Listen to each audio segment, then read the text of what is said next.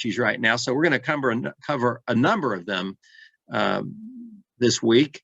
Go ahead and go to our next slide there. We'll do COVID. We're going to do a legal update. And let me introduce you to some people on the team. Can somebody move the slide forward? Voila! All right, way to go. Well, the only new face on here is Kathleen Winter, and I'll give her a formal introduction in just a minute, but she's the state epidemiologist, and what a great talent she is. So she's going to be speaking in a few minutes, but let me hit one other thing beforehand. I'm going to break protocol just for a couple of minutes, and tell you about something else that's important to me, and it's important to Kentucky, and it's important to the people on our team. Can you give me the next slide, Jim? It's bourbon, but it's more than just bourbon. So take a look at this slide, and let me tell you why this slide's up here. I happen to chair Kentucky Habitat for Humanity. I founded it like 30 years ago, and I've stayed very actively involved in it, and now I'm taking care of it. But the important thing here is that back in December, we had a huge tornado. Some of you may know, but some of you don't. It ran for 200 miles, and it split towards the end, and it just devastated homes all over Western Kentucky, wiped out 2,000 homes, okay? And so Habitat is stepping up. We've committed to build, look, we already do a lot in Kentucky. We have 33 organizations in the state, so we're scattered all over the state. We do about 220 houses a year right now, but we've just stepped up and said we're going to do an extra 400 over the next couple of years. So a lot of organizations are helping us out. And a couple of people donated some awesome bourbon to us, and it's a darn good way to make money. And so we're going to just tell you a little bit about it just for a second here. I'm also really proud of a guy on our team. John Coffey is on here, and he's our director of all recruiting and stuff like that. And but get this, he's also the president of Lexington Bourbon Society. He was one of the founders of it. That's the oldest bourbon organization in Central Kentucky.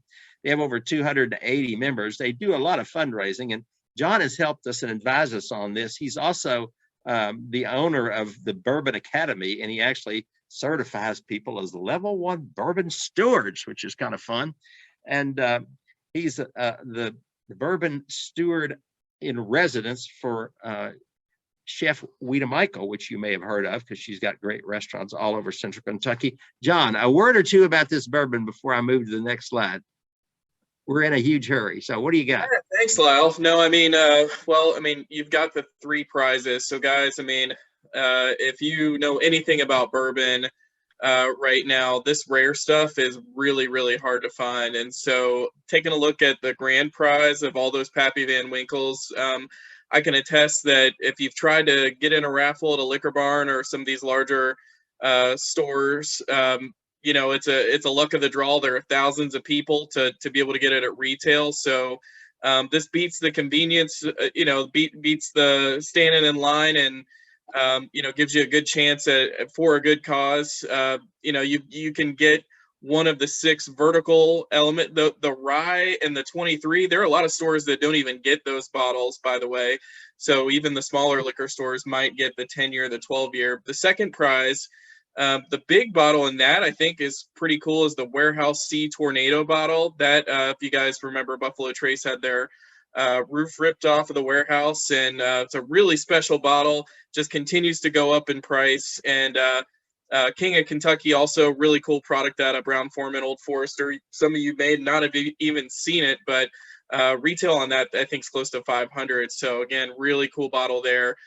Plus the Old Forester birthday bourbon from last year. And the third prize, I think equally, I mean, nothing to scoff at, guys. I mean, it's got the Four Roses small limited edition small batch that sells out immediately at the gift shop. So that's last year's. And then that is a private barrel selection. Get that of Blanton's. So not only is it a Blanton single barrel, but somebody specifically privately selected that bottle. So makes it even more special. So I think it's a great accumulation of bottles here, Lyle, for a great cause. All right, so if you just signed on, you got to be thinking, what is going on here? I thought this was the COVID update. Hopefully Kathleen will sit through this for just a minute. But okay, so we're building 400 homes in Western Kentucky, Habitat is, and we're raising $27 million. So we got to have all kinds of, we got to break some rules to get there. So that's what we're doing. So let's flip to the next slide, and let me tell you about, let's get on with the program. John, thank you for that great review. And what I hope you all do is we're going to send you some information on that thing, and we hope we'll share it with your friends, and let's see what we can do to raise money for Habitat. So Dr. Winter, oh my gosh, Kathleen, we are so pleased to have you here today. Now, just between us, she's the power behind Dr. Stack. He's the guy who's on the TV all the time with the governor. Kathleen she's an assistant professor in the Department of Epidemiology at the University of Kentucky, but she is our state epidemiologist. And she has been serving in this kind of thing for about 11 years.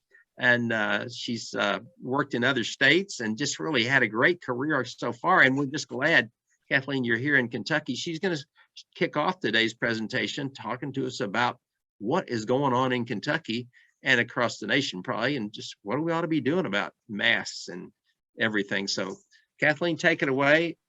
We'll kind of track some questions for you and have some for you as you start to wrap up. Sound good? Okay, sounds good. It's hard to follow the bourbon update though. I think I know, anything I have unfair, to say may be disappointing to you all, but all right, you can go on to the next slide. So what I wanted to focus on today, instead of just giving you a lot of data on the current update, I want to talk about the new framework and where we're moving towards the future of COVID and our living with COVID state that we anticipate we're moving into now. I kind of like to call this COVID 3.0 as we continue to really recreate where we're at, reestablish all of our framework and recommendations to really figure out what our next steps need to be in terms of our public health goals and prioritization for this pandemic.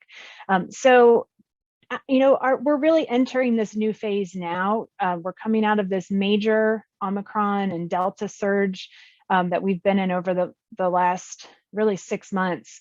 And we've accepted that this virus will continue to circulate. It will continue to keep us on our toes. We do think that it's likely there will be new variants. We hope there's not, but based on what we've seen so far, we don't have any reason to think that we're out of this stage where the virus will continue to mutate and catch us by surprise.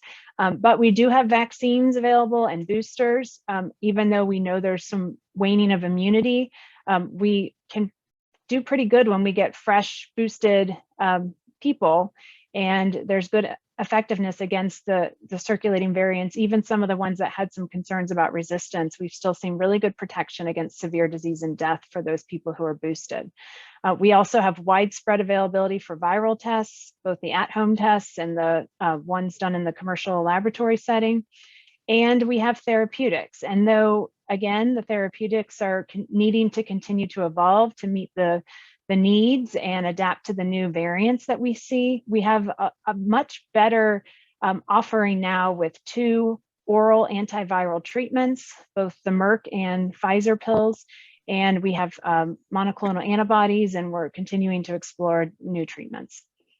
So we really have to shift priority away from individual case management and the idea of eliminating transmission, because that's simply not a feasible goal.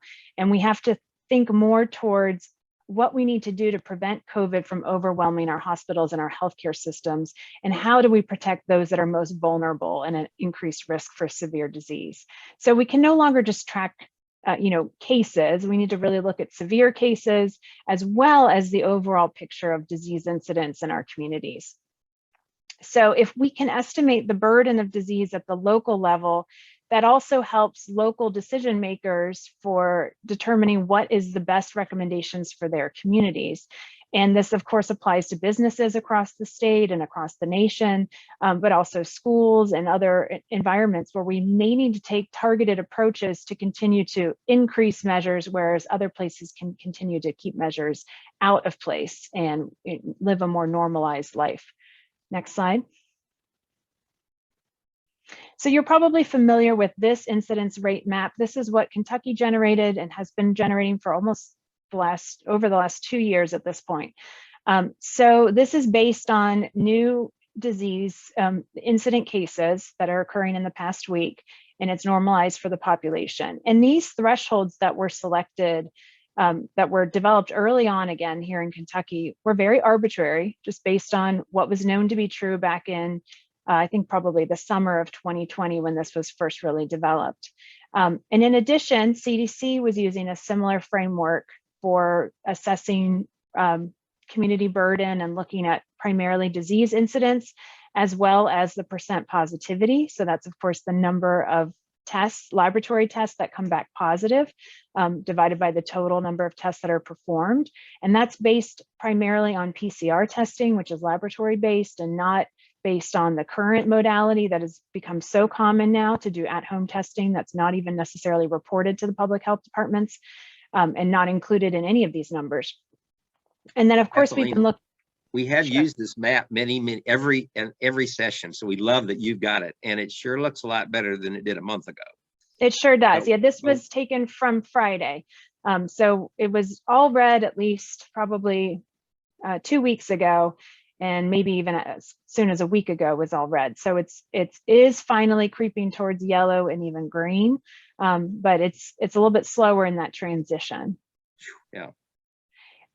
So we've also been looking at case fatality rate, which is of course a very important metric, but is not one that is a leading indicator in terms of what we expect the future of disease to look like, because case fatality is what happens at the end. Once we've already had the surge, people are hospitalized for often several weeks, sometimes months. And so we don't see and then of course there's many delays in reporting when it comes to death reporting. And most deaths are investigated before they even get included in official counts. And so it is a very slow process to tally those. And it does not really tell you what's happening currently. It tells you what happened weeks and usually months prior. Next slide.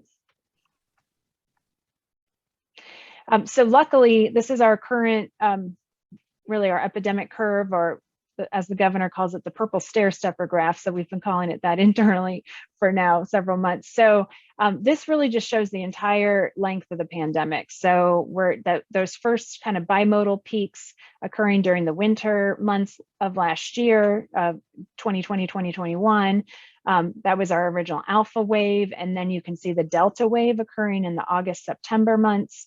And then of course the Omicron wave coming through just over this past winter. So we are really coming down off this curve, thankfully.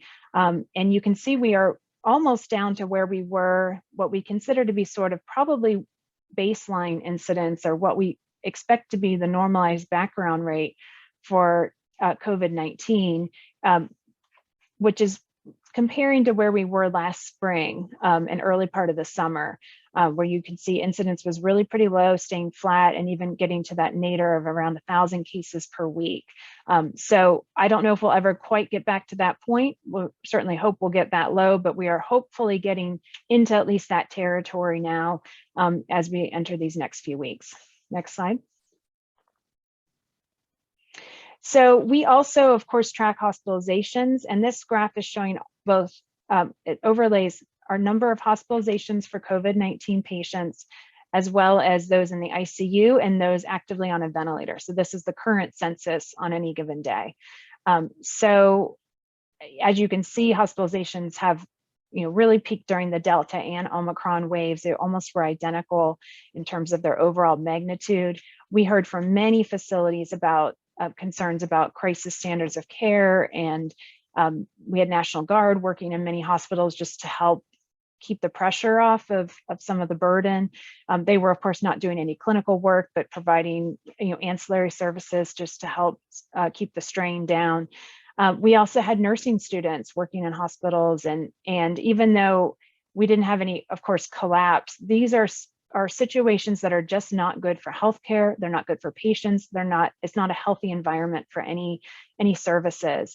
And so that's what we're trying to avoid. And those are the types of peaks that we need to be concerned about in the future. Next slide. Okay, so you probably heard about a week and a half ago, CDC released new guidelines that essentially say that most of them, the counties across the US could discontinue mask usage. And of course, sometimes some of these headlines were picked up as CDC is no longer recommending masking, which is simply not the case. A lot of the nuances, of course, get lost in these guidance recommendations. But I'm going to talk a little bit about what this framework is and how we are going to use it here in Kentucky. Next slide. Okay, so previously CDC had been using this community transmission map, which is very similar to what we were using.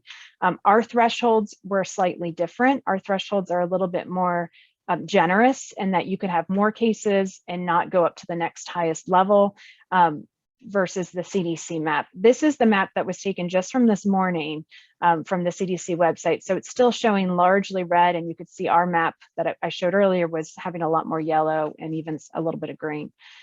So this map is based on two metrics. They look at both current incidence, so new cases in the past week, as well as percent positivity. And so because we still have a high level of percent positivity, we are seeing a lot of still red using these particular metrics.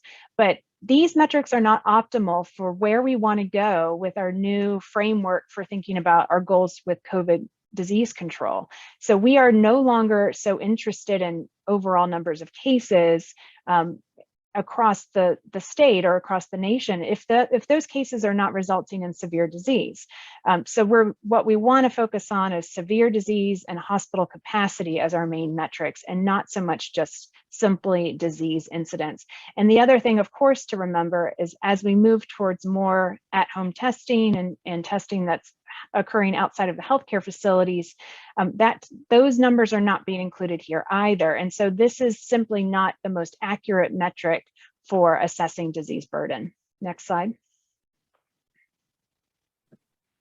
Okay, so CDC took a very systematic approach looking at many different data elements that are reported both from states and from hospitals directly to the federal government. So the surveillance data comes from the health departments and the state health departments, but the hospital data goes directly to HHS, and that's a daily reporting mechanism that occurs from all of the acute care hospitals. So they took all of these different metrics and tried to develop several predictive models to determine the most predictive data elements for assessing burden of disease 3 weeks into the future. So they wanted to be able to see what the data show now and how that will impact future trends. Because of course, if we can intervene more quickly, we want to do that. So the ultimate metrics that were determined to be the best predictive metrics were the number of new cases in each county. And even though I just said that that's not the best measure of burden, it is still a measure of burden that can be used. And that measure, they have established some new thresholds for it. So it's not the identical metric that was used previously. So they're using the total number of cases in each county per week, normalized for the population. And then they are also using two hospital metrics. One is the number of new admissions occurring for COVID-19 patients for 100,000 population. These are from the HHS metrics. And these population estimates are attributed to the county level using the health services area mapping. So we don't have that direct linkage for the number of residents within each county who are hospitalized, but we can at least state that within a facility, let's say University of Kentucky Medical Center, we know the health services area that goes into that facility. And so those hospitalizations can be attributed across all of those counties that typically send patients to that facility. Similarly, the percent of inpatient beds that are currently occupied by COVID-19 patients was a good metric. So that's the second hospital metric that's used. So this is the percent of beds that are open and available, not necessarily capacity where there's not staffing for those beds. So we know a major crisis that we have dealt with is not the lack of space in hospitals or even the lack of ventilators in hospitals, but simply the lack of staff who can service those patients that are currently admitted. Next slide. Okay, so the CDC framework uses both of those metrics to develop these ultimate ranks for low, medium, and high community level for COVID-19. So if there's a low disease incidence, which is fewer than 200, then you can see the green, yellow, and orange thresholds for the 2 hospital metrics. And if there's high disease incidence greater than 200, then you can see it. There isn't really a low option, but there's medium and high options for those thresholds. And if any one of those indicators tips to that next level, then that's a color that's assigned for that particular county. And as I said before, the threshold is different. So previously, to be at the highest level on the CDC map, you had to have just 100 cases per 100,000 in the past 7 days. And now that has been increased to 200. So it's doubled. Next slide. So part of the goal here was to show how these new community level metrics compared historically to the disease incidence metrics that were previously used. So this is going back in time to March 30th of 2021, so almost a full year ago. And this is back when we were nearing those very low levels of disease that we saw here in Kentucky and across the US. But when we look at the community transmission map on the right, that's simply looking at number of new cases and percent positivity, you can see that much of the country still looks bright red and orange. But now if we go back in time and instead would have used a community level metric, you can see the vast majority of the country showing in green. So that probably would have been a better metric to use at the time had that have been developed. And so that's really where we're trying to go with our future predictions. Next slide. Okay, so here's the, I want to say current, but actually I just realized this is from the very first one that was released on the February 24th. So this actually has been updated since then, but you can see generally what this looks like now. And if you go to the next slide, I think I've got Kentucky. All right, so this is the updated Kentucky map. CDC updates their website late on Thursdays. So we plan to update our Kentucky map on Friday using the same data. So this is using the exact file that populates the CDC map. You can actually go to the CDC website where that nationwide map is, and you can download the entire data file for all of the counties across the US, which is what our team does, and we will be producing this Kentucky specific map. So this is now live on our website, and we are using this framework then to determine how we will be shaping our recommendations. All right, next slide. So we have developed level specific recommendations now, and primarily the difference here comes down to mask use and physical distancing. So we will continue to recommend across all levels that people who are sick should stay home. People should go get tested if they are concerned they have COVID-19. If they do test positive, they should self-isolate for at least 5 days and wear a mask for 5 additional days. If they have been exposed to someone who has COVID-19 and are not up to date on vaccinations, they should self-quarantine. So these guidelines will not change, these recommendations will not change. What will change is that public health is not going to enforce these actions. This is really the expectation that individuals follow this course of action, and we hope that businesses help protect their employees and their patrons by helping ensure that these recommendations are followed where feasible. But you can see where the change is primarily showing here is in the mask use.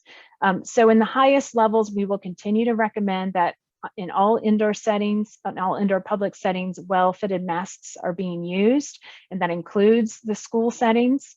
But and this is not applicable to healthcare settings, I should specify, this is for community settings. But in medium and low situations, we don't necessarily recommend use of masks. Certainly they can be worn. We would never tell people they shouldn't wear masks, but it's not something that we think is really necessary from a public health perspective. Next slide. We also release new school guidance based on the same framework. So again, the key differences here are primarily around mask use and around physical distancing. Of course, in school settings, it's easier to ensure that certain recommendations get followed, but this mimics very closely what we're recommending in the community settings. Next slide. So ultimately, we're calling this our new guidance for living with COVID-19. The key recommendations here are still that people need to get vaccinated and stay up to date with their vaccine boosters. It can be difficult to know whether you need a booster. That recommendation changed about 20 times over the last 6 or 8 months. So the bottom line is, if you have not yet been boosted, if you've only received your primary vaccine series and it's been 5 months or more, you need a booster. And that applies to almost all the age groups that have, for which vaccine is licensed or approved. And we are still determining whether a second booster will ever be needed, and if so, what the timing will be. So that's not yet a recommendation, but it certainly may become a recommendation in the coming months. We will continue to recommend that people isolate when they're sick and test positive, or if they test positive. And of course, we continue to recommend mask use where we think it's appropriate and needed. You know, if people have been exposed, they should wear a mask, even if they're vaccinated. If somebody comes back early from their isolation, they need to wear a mask to meet that full 10-day isolation period. And for high-risk persons or people who are around high-risk persons, they may consider wearing a mask. And then, of course, we expect our guidance to continue to change and adapt. You know, we know that there will likely be the need to pivot again, but we will hope that that will be something that can happen more at a local level, not necessarily statewide changes. And we continue to recommend that people just hopefully continue to trust us if that trust still exists, and follow state and local guidance. All right, I'm going to stop there, and hopefully if there's any questions, I think we'll do that at the end. Is that right? Wow. If you can hang on with us till the end, that's great. We haven't gotten many on the site, I don't think. Jim, you see? No, but somebody called you a rock star, so that's pretty cool. No, I didn't see any in there. Yeah. Okay, sounds good. So if there are questions, please put them in the chat box. We'd be glad to do that. Thank you very much. This is most helpful. I mean, we're all struggling to figure out, you know, what's next. What surprises me is that while the numbers look a lot better, they just look a lot better because they were so bad for a while there. They're still pretty serious. You still have a lot of people that are in the hospital and on ventilators, right? Yeah, and I think Keith Knapp said it the best when he said it's like we're coming out of winter and it's now 40 degrees and everybody puts their shorts on and takes their jackets off because it feels great relative to where we were. But, you know, it's still not warm out quite yet. So we need to hang in there a bit longer. Unfortunately, it seems like Kentucky's trailing much of the rest of the nation and coming down from this Omicron surge, partly because we were slower to join the rest of the country in that Omicron surge. So we are a little bit further behind most other states when we look at that nationwide map, but we think that's a temporary decline or temporary difference, and we'll soon be catching up.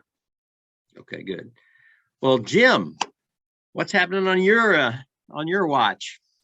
I've got a little bit on the CDC as well, and the other thing I would be interested in seeing, and I know I didn't pull it down on before we got started with the Kentucky map, but the other thing that's showing it as more green across the country is if you look at the statistics, when you add it to 200 instead of 100, you're doubling the number it takes to be red, and there were a lot of other factors in there too, but we've talked many times about the red counties and the recommendations, but is it, and I don't want to put you on the spot, but it sounds like the science hasn't really changed much. It's the reporting of the science that's being changed to result in a different looking map. Is that a fair assessment? Dr. Winter, if she's still on? Yeah, I would say that's a fair assessment. And it's not, I wouldn't necessarily say the science hasn't changed. I think it's just that it's being utilized with a different objective in mind. Yeah. And that's what I was meaning. The science, and that's a buzzword I shouldn't have used because some people are using that to mean different things. I was just meaning the map, if we go back to it, of the country, I think was the best one. these are showing different factors that are being taken into consideration. And this, I think you made it very clear, but these are both from March of 2021. So if you take into account different information, you come up with different map strategies, I guess. Would you say we decided to grade on a curve? That's what it seems like. No, it's really looking at different metrics. I mean, yes, we're Yeah. still looking at incidents, that's there, but looking at hospitalizations is critical. And we've always Yeah. thought that was critical. So adding that piece in does change the perspective, and I think it's much needed. Yeah. And that was just a question I had. And there are some, and we'll cover those at the end. Hopefully I can rattle off what I'm doing. And some of these will change where I won't need to say much because you've already said some of it. I got your slides like 10 minutes ago, so I didn't go in and change things. But from a legal perspective, this is the legal analysis of the CDC. And if I'm wrong on this, Dr. Winter, please correct me on these because I get the information coming in really, really quick when I'm trying to put these together and from different websites. So the CDC update on the mask guidance came on February 25th. What they indicated was, and again, I'm not going to reiterate it, but it's basically a shift in how they're going to analyze data to determine proper mitigation strategies, which is a tremendous change from where we were before, where it basically was an incidence level only. So now they've changed to trying to protect the high-risk individuals and the overwhelming of hospitals and not necessarily focus just on the numbers themselves.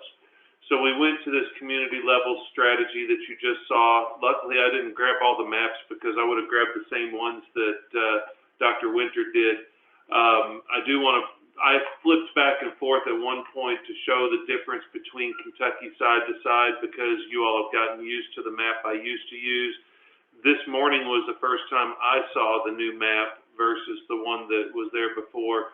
The old one is no longer available on the website from what I could tell, but it does show a little bit change where we're seeing some green in there instead of just all red and yellow. So I'm going to skip these down here because these are the charts that we just saw. So I want to cover some other things for you because COVID, I'm hoping, is coming into an endemic. We're seeing masks being taken off for the State of the Union. That day it was announced that no more masks were required at the White House or the legislative bodies. And so you saw that was kind of the change to where we are with mask strategies. So some of the things I'm covering today are back to what I wanted to try to do before. There's a lot of changes going on for employers, and I actually told the Hannah Resource Group, everybody needs to pay attention from their perspective because there's a whole lot of changes that impact outsourced human resources. So here's the first one. This is a massive change. I have written arbitration agreements, employment agreements that require people to go to arbitration and all different kinds of contracts for high-level, mid-level, and across-the-board employees. You would be amazed at how many people force employment into arbitration. For those that don't know, the arbitration rules changed in August of 2017. It used to be that both sides would be responsible for half of the arbitration fees, and then it changed to, for employment purposes, employers are responsible for 100% of the arbitration expense. That includes the arbitrator's cost. No, that's not on this slide, but it's important because if you have an arbitration agreement that you thought both parties had to pay this and you wanted to use this to try to tamp down employees filing lawsuits, in August of 2017, that kind of changed. So you need to go back and look at that. Here's the other one. This literally just got signed into law on Friday. So as of Friday, if you have an arbitration agreement that indicates that all claims must be sent to mandatory binding arbitration, usually we use a three-step process, and we call it an alternative dispute resolution, or ADR. The problem with the ADR is, first, it starts out with mediation. That's great. Second, it goes to arbitration and it's binding on everyone. And third, nobody has a right to go into federal or state or local or file EEOC. I'm sorry, you have the right to file EEOC, but you can't recover in an EEOC. So this is a massive, massive change. This comes out of the Me Too movement.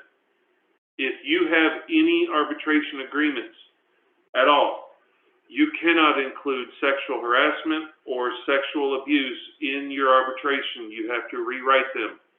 Or you have to do some kind of codicil or some kind of an amended, but those get really dicey because anytime you have an employee sign a new contract, especially in certain states, Kentucky's not one of these, but they require adequate compensation for any kind of changed contract with an employee.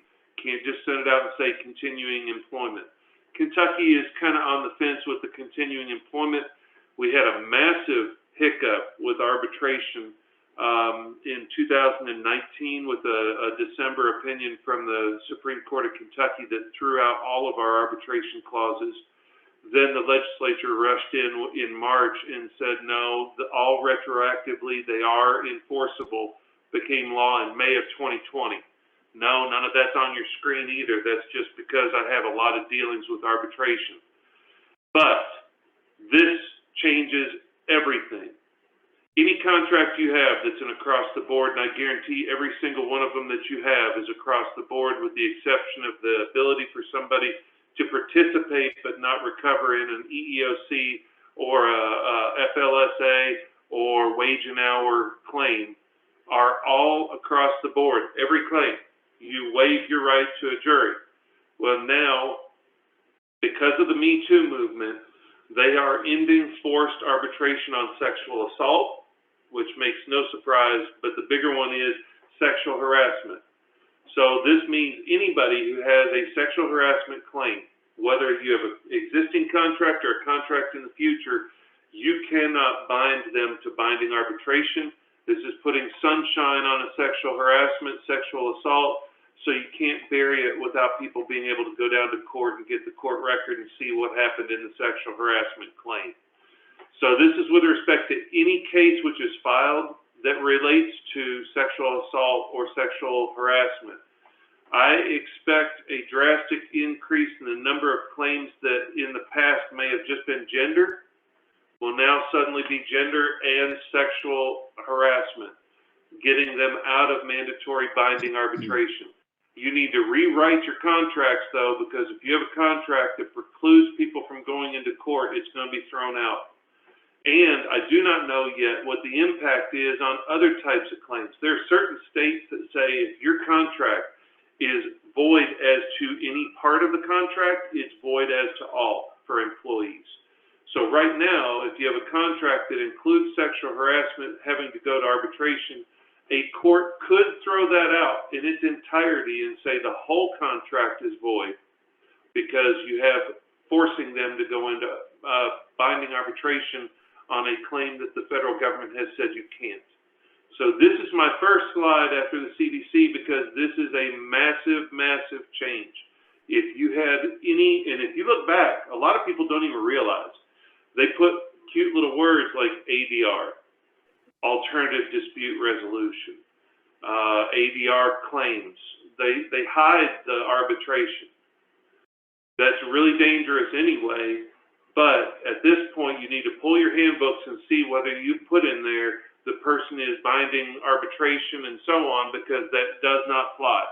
It is at the sole election of the person alleging the claim, so they can manufacture if they wish, and I don't like to use that term, but if they just say, I hereby am accusing you not only of gender discrimination, but sexual harassment, or somebody made lewd jokes of a sexual nature, they can get out of the arbitration clause. So you need to be really mindful of that and start rewriting things.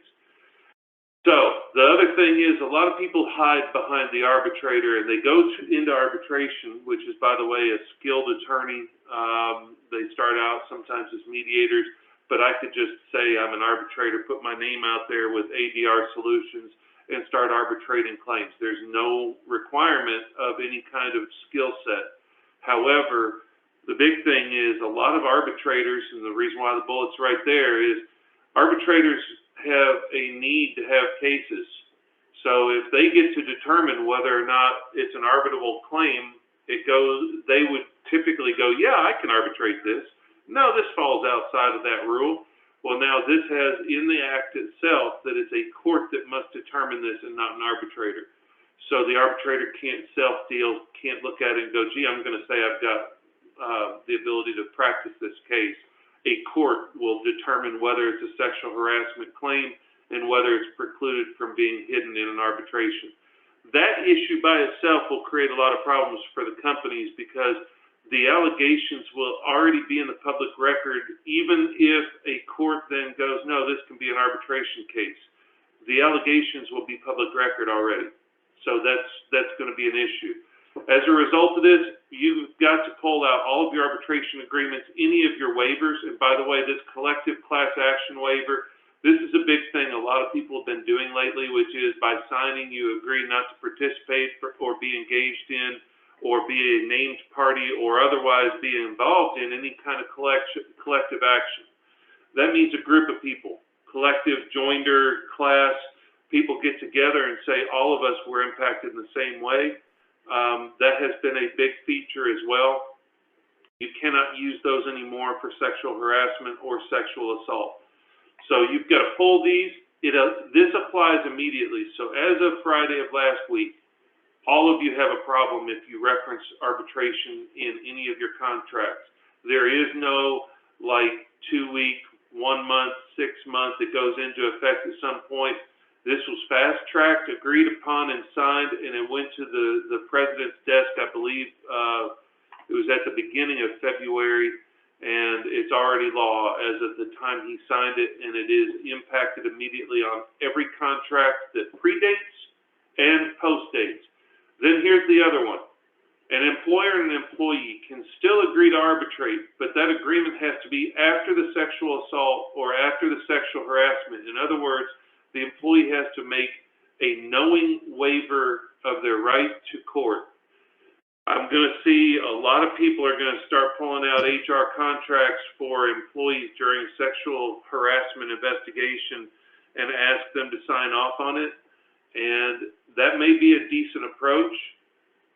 You better be awfully careful with how you do it so that it is binding. You don't want to have something that comes back and hits you that it looks like a further act of harassment to try to cover up the sexual abuse, sexual harassment, or sexual assault that was incurred. So that's the new Me Too. It's a big one. So start looking into that and get some advice on it. It's a big issue. Next, this one is COVID related. Not much to see here. But OSHA announced that it was terminating the ETS. That's the emergency temporary standard that took effect immediately. This is non-hospital, non-medical. Don't start thinking this is across the board. This is the typical ETS that was issued that I told you would never fly. It didn't fly. So they withdrew the ETS. Then they said to the Sixth Circuit, remember this went up to the Supreme Court. We had our update at the end of January when the Supreme Court issued its opinion. It went back to the Sixth Circuit, and OSHA has now said to the Sixth Circuit, you know what, since we're no longer enforcing the ETS, how about you just withdraw it? That all sounds great for an employer except for one thing. This statement right here is a problem. It says, although OSHA is withdrawing the vaccination and testing emergency temporary standard as an enforceable emergency temporary standard, the agency is not withdrawing the ETS as a proposed rule. The agency is prioritizing its resources to focus on finalizing a permanent COVID-19 healthcare standard. Now, I don't know what that means because it mixes and meshes two different standards. They had a healthcare and they had an ETS. This one basically says, we're not withdrawing it, we're going to revamp it, it's going to be a permanent, and you're going to be responsible for it. They also are still considering very strongly the general duty clause that we've talked about for the last year. For those that haven't been on here or those that don't know what I'm talking about, general duty clause is every employer, whether the employee works out of their home, works in a facility, works in a coal mine, works in a restaurant, whatever it is, every employer has an obligation, a general duty to protect the health, safety, and welfare of their employees.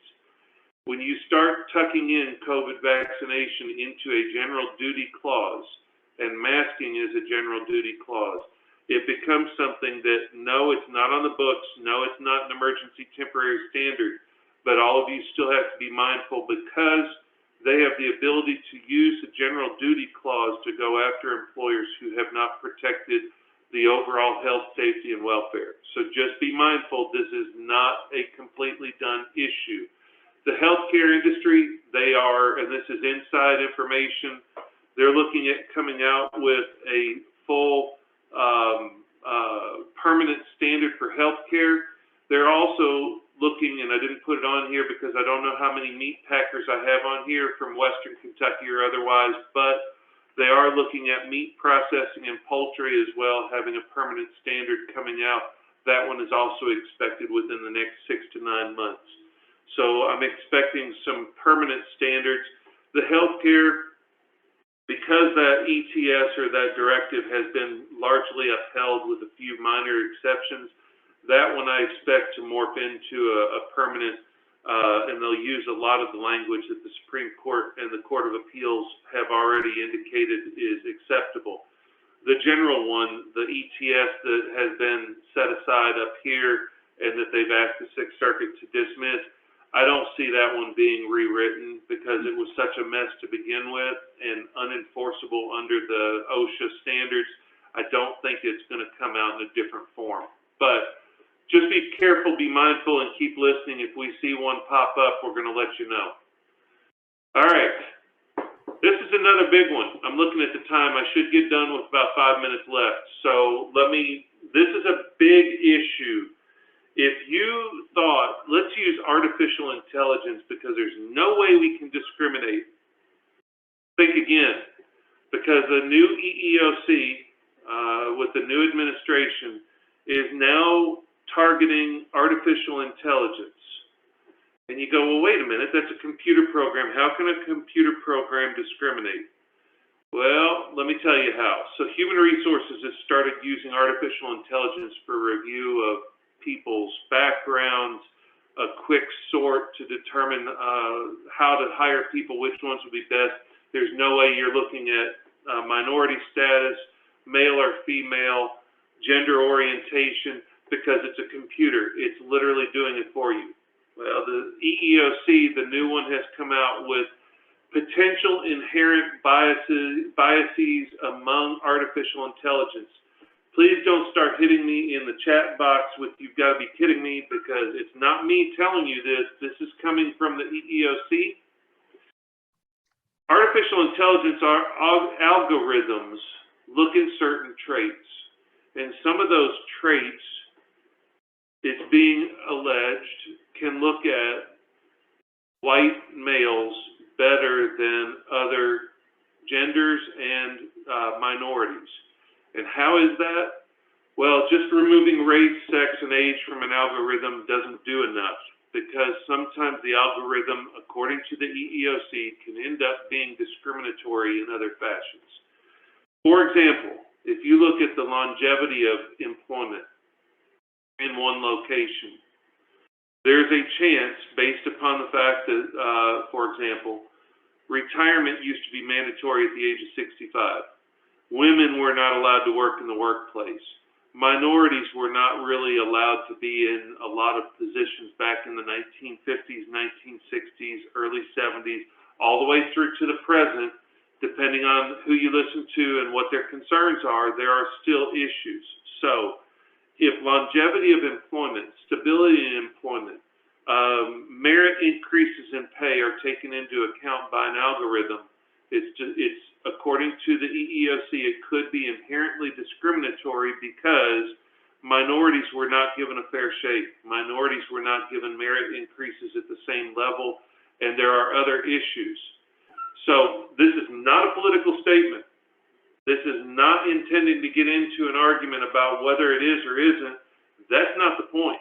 The point here is, if any of you are using any kind of third-party vendor program third-party artificial intelligence computerized program to find the best candidates, and those programs in any way, shape, or form have an algorithm that disproportionately omits or reduces or lowers the scores of minorities, gender, gender orientation, or anything else, you have a problem on your hands. So this last one in here, first of all, the EEOC is starting to investigate these types of programs for systemic bias. The artificial intelligence, the issue that they have is, what is the correlation versus causation?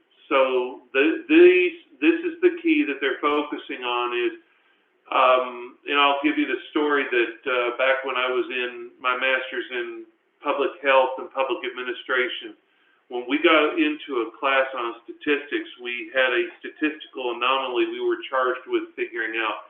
You all probably heard about this. They were saying that the murder rate was going up based upon the sale of ice cream. And we were charged with figuring out what people are killing people because of ice cream sales. Well, no, it turns out people are killing people because it's hot outside. And the same thing occurs when you buy ice cream. You don't typically buy ice cream during the winter. You're buying more of it during the summer. So there was a correlation between murders and ice cream, but there was no causation between the murders and ice cream. Maybe a little.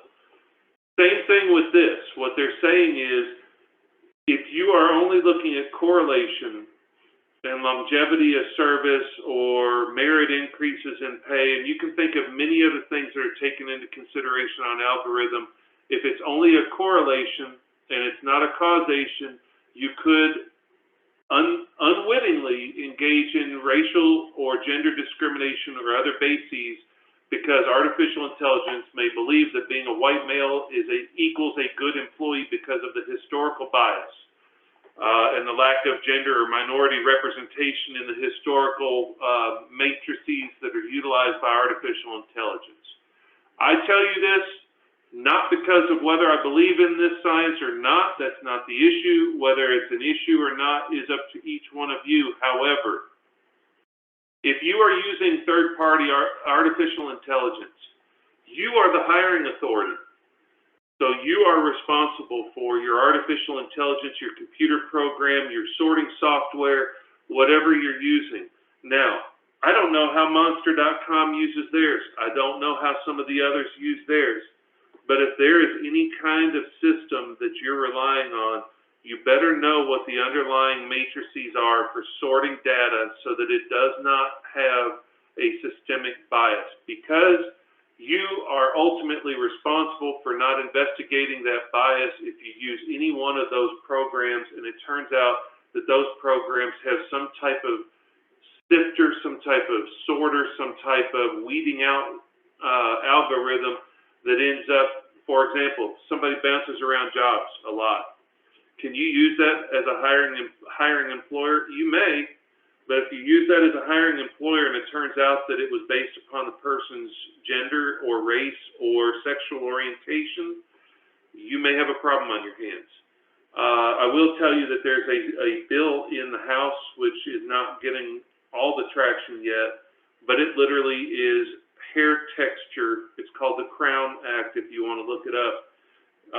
In the United States, not Kentucky State House, but it literally is the texture of hair and the hairstyle that if you're taking action against someone, you can now be sued based upon hair texture and hairstyle if it has any potential of being related to their race.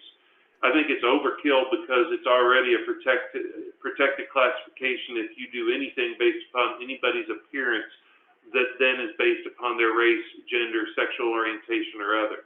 But that's out there, so you need to be careful. These biased programs with the new EEOC, this is the new battleground. I see this being the next, and you don't want to be the first because it's going to be expensive.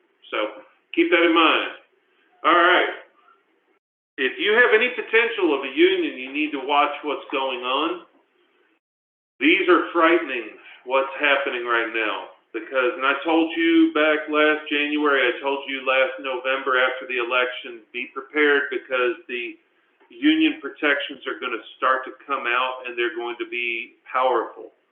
This is the very first announcement that just happened at the end of February. So the worker organizing and empowerment from the White House, that group came out with their recommendations.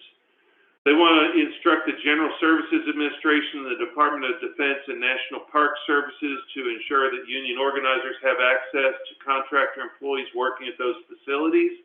Instruct the Department of Labor to review policies on persuader reporting. If you don't have a contract, by the way, with an attorney or with someone else regarding persuaders, you need to investigate whether your attorney is doing the right things for you, because you have to have a persuader agreement if there's any potential unionization activities, and I have to have those with all kinds of activities that I engage in. It's a letter document. I have to tell them what it is I'm allowed to do, what it is I'm not allowed to do, and so on. So the DOL, Department of Labor, is strengthening the persuader reporting and activities to try to stop any persuasion of unionization. It's supposed to identify federal contractors that are engaging in persuader activity, and that's already occurring. It started early, like in August. Develop regulations prohibiting reimbursement of federal contractors' costs related to persuader activities. Want to direct the Treasury, and this is where it gets scary. Direct the Treasury. These are banks. This is the ability to manipulate your bank accounts, your assets, investments. Direct the Treasury to review and evaluate options for legislative tax proposals that could incentivize union participation and formation and other worker empowerment initiatives. In other words, somehow engage in assisting the building of unions and possibly punishing those that don't. You'll see on the next screen the cooperation is frightening.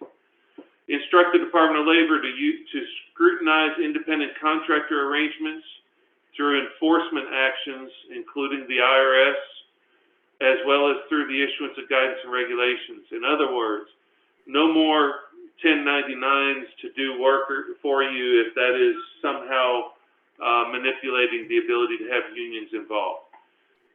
Recommends that the President instructs the Department of Labor to improve enforcement of the Service Contract Act in order to give unionized contractors a greater ability to compete for federal service contracts, and instruct the Department of the Interior, which is all of the contracts, roads, parks, and so on, for preference, to put in preference into the bid contracts for major construction contracts to companies that include commitments to unionization and labor agreements. So, next step, the NLRB issued a memorandum letter, the General Counsel did, on February the 10th, announcing their continuing efforts for cooperation and collaboration. They were already doing some of these with the Department of Labor and the EEOC. But now, after this task force announcement requesting interagency and intragovernmental cooperation, they now want, in addition to the Department of Labor and EEOC, they're establishing partnerships with the Internal Revenue Service, the Department of Justice Antitrust Division, and the FTC to address unfair methods of competition that undermine workers' rights. What does that mean? That means that your government now has the ability to reach across to the IRS, Treasury Department, Department of Justice, FTC, start attaching assets, taking legal action, and engage with the NLRB. Just became a super governmental entity that can now do things that it never ever had the authority to before. If you think you're not able to have a union, go back and look at we had a webinar where I talked extensively about the new union issues and the concerns about it. Every employer could have someone from janitors unions. Now, I'm not talking like mom and pop, really small companies, but unionization is a brand new battlefield, and it's going to get very, very scary because if you look partnerships are designed to reduce the incidence of, these are their quotes, not mine, reduce the incidence of misclassification of employees and ensure that employers properly pay their employees and their employment taxes. That's your 1099 W-2 differences, and they're now going to start investigating those. Shared data about acquisitions, mergers, or similar employer organizational actions that may detrimentally affect organizing or bargaining efforts. That's your third-party contractors, your outsourced PEOs, your temporary staffing agencies, your separate divisional companies, parent-controlled to have separate operations. I'm going to use Toyota. This is not a Toyota issue, but just so you understand, Toyota has several different entities: Toyotetsu San Antonio, Toyota, Toyo Soshu. They've got different things. If those are all under one, they're now going to look at that as to whether they're trying to split people so that they don't have bargaining efforts. They also say at the end, give greater attention to non-disclosure, non-solicitation, and non-compete agreements that harm fair competition and violate rights. I have no clue how far they intend to take this, but I have employment agreements that I've written for companies for 2 decades. And if they're going to start getting involved, the NLRB, in non-disclosure, non-solicitation, non-competition agreements that harm fair competition, all of you need to start being very concerned about your agreements, enforceability of those agreements, and very carefully tailoring those to make sure that you have enforceable agreements. This NLRB memorandum sent out to all of the offices nationwide was a huge, scary change, because the NLRB just became much more aggressive and much more controlling with their intra-operations, where they're going with DOL, EEOC, IRS, DOJ, FTC, and other organizations. So just keep that in mind. All right, next to last slide. This is really, really quick. So our legislature is in full session right now.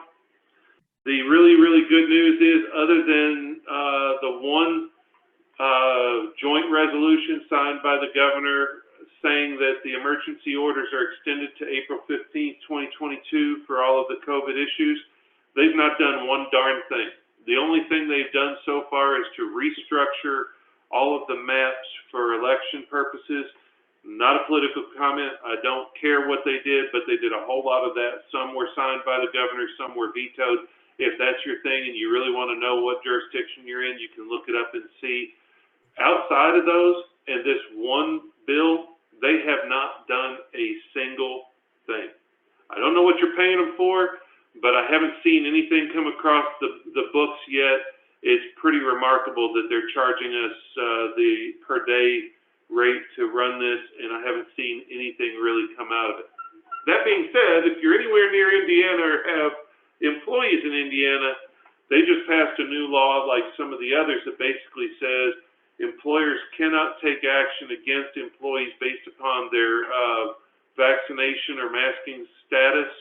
And it's HB 1001. It applies to everyone except, regardless of size, with respect to any employees in the state of Indiana, with the exception of federal employers, contractors, healthcare workers that receive Medicare or Medicaid, or professional sports organizations or entertainment venues that employ their own employees during a temporary venue on site, blah, blah, blah. So those are your updates. I put Indiana in there. We have a lot of people in Louisville, and a lot of people are remote working, and you need to go across state lines with that and make sure you're not violating it. That's the biggest information coming out of anywhere near us whatsoever. Nothing from our legislature. I thought I would have updates for you from that too. We have none. I know I'm over time. I'm really sorry about that, but I was trying to get it all done. I put it out as about 40 minutes, and I'm at 37 minutes. All right, Jim, good work. You had a lot to cover. We've packed a lot into our last hour. Are there any questions? Anybody want to? Oh, yes, and we did this kind of last minute, so we didn't get the codes. We're sorry about that. But we know that. So I'm going to take that down since it doesn't really add anything. I'm going to stop my share and we're going to put it up on the screen as just a video Zoom. Anybody that has any questions, I'll continue to answer them. There are some big updates that I think are going to happen soon, not COVID related, but I wanted to give you a little taste of the things that are still going on, because while you guys are all watching COVID, we have to keep our eyes on the union, the arbitration clauses, the EEOC, the artificial intelligence. Yes, it is the same thing as Congress. I hope none of my congressmen are on here today, but that question came out. I thought I'd answer it. There's a lot of changes that are impacting things, and I had given you all the cautionary of there's a new sheriff, and this is going to be huge changes for employers. This unionization, artificial intelligence, expansion of EEOC. Oh, while I'm on the EEOC, if you didn't know this already, I'll be the first to let you know, but you also are way, way, way behind the times. Did you know it's illegal to discriminate against somebody because of their criminal status? The EEOC investigates discrimination based upon failure to hire people because of prior criminal activity if they have served their time. So if you didn't know that that's out there, and you're not aware of the fact that you can't take into account criminal activity or someone's financial status. If you did a report and you find out they filed bankruptcy and you take action based upon that, you don't hire somebody, and you don't have a legitimate business reason for doing that, you can get sued. So just be aware, there's a lot of stuff going on with anti-discrimination. Now, the criminal statutes have been out for a while, the fact that the EEOC investigates that, but if you're not up to date on those things, you really need to start thinking about getting up to date, getting with an HR consultant like Hannah, getting with an attorney to write some policies and walk you through the landmines. It takes one bad incident to really outshine any money you could have spent on an attorney doing policies and procedures, or an HR consultant giving you guidance. That's not trying to sell you all on anything. It's just fact. It just is. So there you go. All right, we did get two questions that came into the side here. One of them is about arbitration, Jim. So what do you do with current employees that you've had already signed these contracts that include arbitration clauses, that include sex harassment? Do they need to re-sign new agreements? That didn't come to me, did it? It just went to you? Nope, just went to me. Okay. All right. So the answer is still up in the air. Remember, this just got adopted on Friday. We still don't even have the regulations that underpin it. We only have the law. However, from what I'm reading, you need to issue a new contract, because if you go in and try to tell them, hey, by the way, and that's where I mentioned a codicil or an amendment, if you send a notice and say, hey, by the way, we won't enforce this as to sexual harassment or sexual assault, do you really still have a binding agreement, or are you now changing it? Certain states may think that's a binding agreement, others don't. I think it's a risky move to simply say that you're going to not enforce this vis-a-vis sexual harassment. Just be careful on it. And I got a private comment on the hiring of felons. I will tell you that the excuse I've utilized many times is if there's any potential for them to have access to financial information, financial access, or private information related to other employees, customers, clients, databases, anything like that, and their crime had anything to do with something like that, or if it's a sexual crime and you're afraid for potential violence against employees in your office, I've come up with the valid excuses on criminals. This one was mentioning that felons cannot work for anyone that receives Medicare, Medicaid certified providers, can't hire felons. I've got a lot of laws that I use for those types of things, and I can fashion an answer. All I'm saying is if you're just out there doing it what I would call willy-nilly, be very careful and mindful that you better have a legitimate business reason for not hiring someone with a criminal background, and it better be tied to the type of crime they have. Otherwise, you can be sued, and yes, the EEOC is literally filing those, and yes, they're literally going after employers for not hiring felons. So. Interesting. Yeah. But Well, there was thank one you. other Another question. Was there one more? Chase said there was one other. Yeah. One other one. As far as isolation and quarantine with positive tests or exposure, is an employer required to enforce these recommendations, or is it up to the employee? That's a Dr. Winter and Keith Knapp. Yeah, I'm that's not a touching different, that one. yes. I mean, it would certainly depend on the internal policies that are developed, but you know, if an employee self-reports that they test positive, that would be the expectation, that they would self-isolate for at least 5 days. And of course, whether that employee does self-report that information will depend on, you know, what the circumstances are of that setting. Yeah, and I will add that the KY COVID-19 ky.gov, when it has that exposure, it has the 10-5-10 quarantine information, and it walks through the different policies based upon vaccination status, symptomology, and so on. So if that's something that you're concerned about, it does also have some employer information on there, and you can go on there. I'm putting it on the website right now, or on the chat right now. If you go to that website, it has a lot of links in there for employers as to what is and what is not mandatory or recommendations. And that distinction between guidance / recommendation and requirement is significant.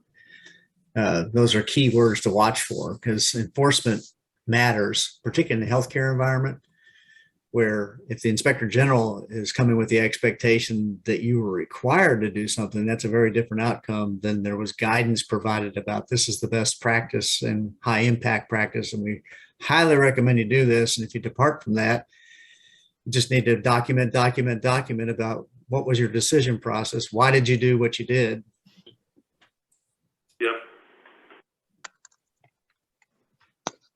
All right, good stuff. Kathleen, anything else that you've thought of as we have gone through the rest of this?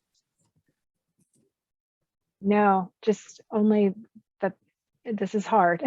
It's not easy. So we appreciate your patience as we all work through this. Good work. Thank you so much for being here with us. We really appreciate it. You were terrific. And Jim, thank you as always for all you've done. Keep us informed. Thanks to the whole group who've signed on to join us. If we see anything happening, we will, Lyle and I will let you all know. And also, if any of you see things that you think that we're not covering, or things that you want us to cover as part of this, as long as it doesn't get into real legal guidance, like I've said before, I love doing these. It keeps me up to date, and I use this information all the time with all of the clients that I represent. So keep us informed on what you want to see. Right, Lyle? That's it. Yeah, every Wednesday we sit down and say, all right, should we do one Monday or not? And we'll keep doing them if they keep being helpful. Thanks for signing on. We've got a great group. Dr. Winter's terrific. Thank you very much. I really appreciate it. Jim and Chase and Allison and Kendra, all you do to make it happen, we really, really appreciate it. Thanks very much.